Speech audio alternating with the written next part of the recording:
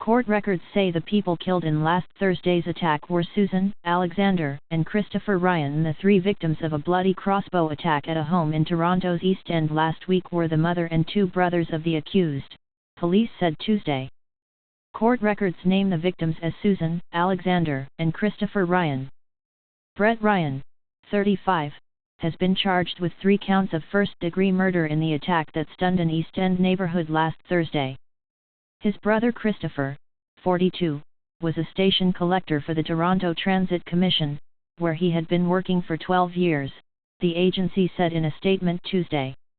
On behalf of the entire TTC family, we offer our deepest condolences to Mr. Ryan's family, friends, and colleagues, it said, adding flags will be lowered to half-mast in his honor.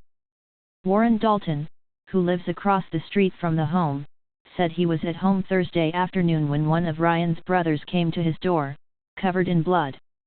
Police have said that person was treated and released from hospital. I carried him half into the living room and he fell onto the floor and he said call 911, my brother is bleeding on the driveway, Dalton said. Make sure the police come, make sure the police come. Police said they were called to a home for a report of a stabbing around 1 p.m. last Thursday.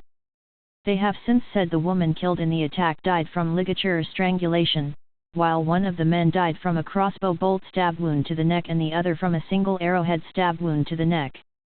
They would not say whether the bolt and arrow were shot or used as handheld weapons. The lead investigator on the case, DET Sergeant Mike Carbone, said they were still trying to piece together a motive for the slayings and were asking for the public's help for anyone who had contact with Ryan on Thursday morning before the killings took place. On Tuesday, a Toronto judge lifted a publication ban on the victims' identities.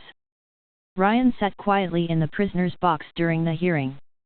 Police also examined a waterfront apartment associated with Ryan last Thursday but found there was no threat to the public, they said.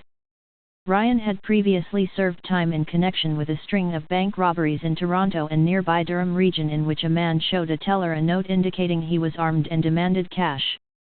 In 2008, he was arrested in the case of the fake beard bandit and charged with a total of 29 counts of robbery, intent to commit a crime while disguised, and a weapons offense. He pleaded guilty in 2009 to 8 counts each of robbery and intent to commit an indictable offense while disguised. The remaining counts were withdrawn. He was sentenced to 45 months in prison, less 7 months for pre-trial custody. The court also imposed a lifetime weapons ban. Social media profiles show Ryan was engaged to a registered physiotherapist. They were to be married in Hamilton on September 16. The couple, according to their registry page, met 3 years ago on a blind date in downtown Toronto. Ryan is set to appear in court again on Friday.